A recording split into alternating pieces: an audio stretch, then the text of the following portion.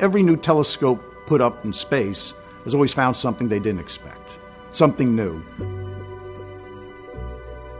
The James Webb Space Telescope is the biggest, most complex telescope that NASA has ever launched into space. Telescopes are time machines. Webb will push us back into the realm of the very first stars and galaxies.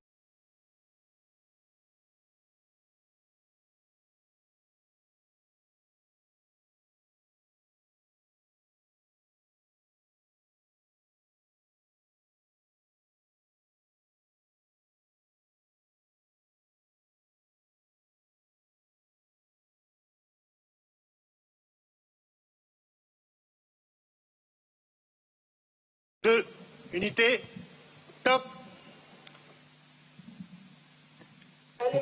And we have engine start. And Allumage liftoff. EAP, décollage. Decollage, liftoff from a tropical rainforest to the edge of time itself. James Webb begins a voyage back to the birth of the universe. Punching a hole through the clouds, 20 seconds into the flight, good pitch program reported.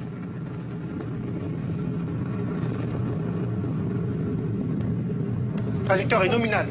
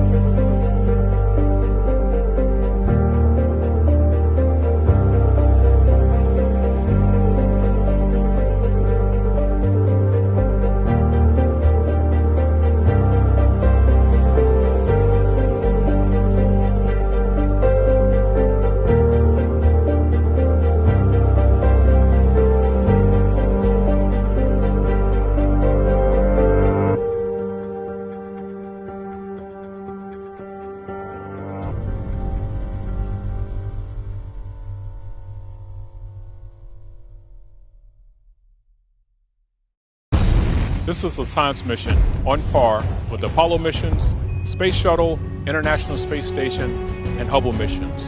For nearly 2 decades, thousands of people around the world, many spending their entire careers, built the James Webb Space Telescope.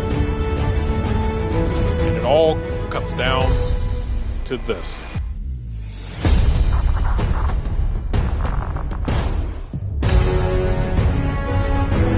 Once we launch the James Webb Space Telescope, there are no second chances. We have 300 single-point failure items, and they all have to work right. When you're a million miles away from the Earth, you can't send someone to fix it.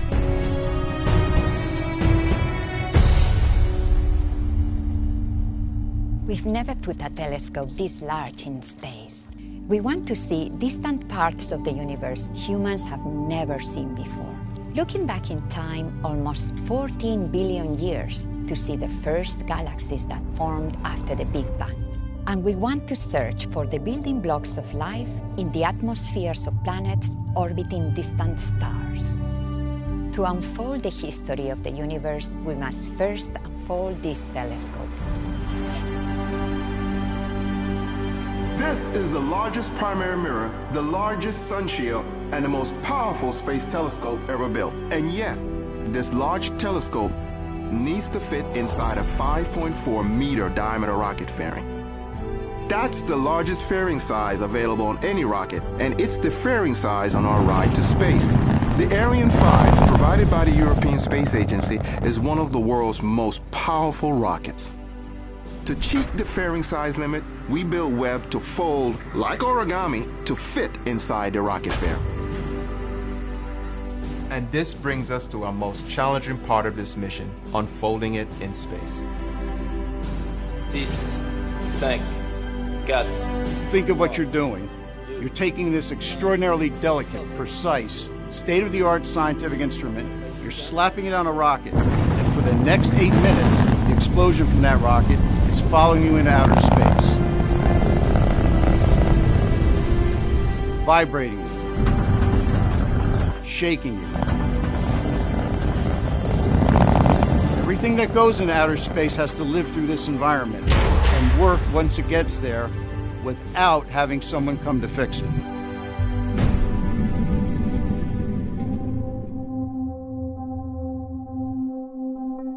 Two weeks. That's how long it will take to fully deploy the Webb telescope. We can take longer if we need to, but those 2 weeks after launch are going to be nail-biters. This is the Mission Operations Center at the Space Telescope Science Institute in Baltimore. Those 2 weeks after launch will be like our Super Bowl, World Cup, you pick the analogy. Years of training comes down to these moments. The Webb Observatory has 50 major deployments, 50 depending on how you categorize them, and 178 release mechanisms must work to deploy those 50 parts. Every single one of them must work.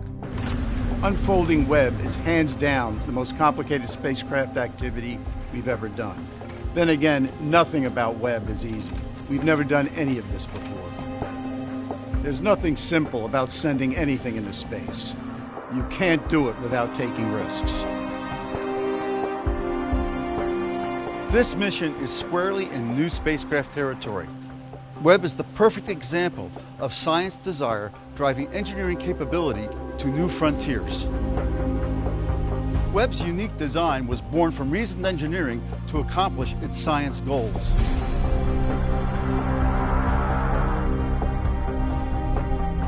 Here's the plan. Shortly after launch, we unfold Webb's solar panel for power and our Huygens antenna for communication. About 12 hours later, we have an important engine firing that sends Webb on the proper course towards its orbital destination, about 1 million miles away. That's where Webb will do its science. Webb will be moving so fast, it passes the moon's orbit in 1.5 days, half the time it took Apollo astronauts to reach lunar orbit. First, we lower the sunshield pallet, then raise Webb's primary mirror and instruments away from the sunshield. The solar wind will push us around with the sunshield open, so we'll unfold a trim tab to help keep us stable. We got these huge, iconic, golden segmented mirrors that will help us deliver amazing new images from the cosmos. But in some ways, the sunshield is a lot more complicated, and it's just as essential. Without it, nothing works. Here we've got 5 sunshield layers, or approximately 8,900 square feet, almost the size of 3 tennis courts, of very thin Kapton material, about 1 to 2 thousandths of an inch thick. Making them go where you want them to go in 0G is extremely challenging. The sunshield shades the telescope from the heat of the sun, earth, and moon. The concept is simple, but there is nothing simple about the design or operation, especially when you get to space. Webb's sunshield assembly includes 140 release mechanisms, approximately 70 hinge assemblies, 8 deployment motors, bearings, springs, gears, about 400 pulleys, and 90 cables totaling 1,312 feet. All this just to keep the sunshield under control as it unfolds. First, we release these special restraints that protect the sunshield during launch. They roll out of the way, but not all the way until we are ready to deploy aside. Next, we release a set of covers over the core region. Now comes the critical point. All 107 sunshield release mechanisms need to fire on cue. 107. They free the 5 sunshield layers, allowing them to extend as the mid-booms deploy.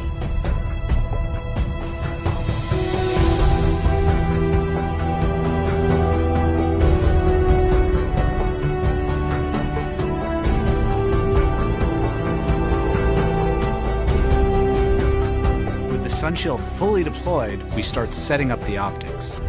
First, the secondary mirror is extended and locked into place, and a special radiator behind Webb is extended, which helps further lower the temperature of the science instruments. Finally, we open the primary mirror's wings and lock them in place. With that done, Webb is in its final configuration, but we're not done yet. After 47 deployments, and accomplishing the hardest spacecraft unfolding NASA has ever done, Webb still won't be ready for science. While the instruments cool, we'll control motors behind each of Webb's 18 mirror segments, the secondary mirror, and the fine steering mirror located inside the center of the primary mirror. We'll precisely align the mirror segments to form a perfect mirror. Then, Webb will be ready to explore the cosmos.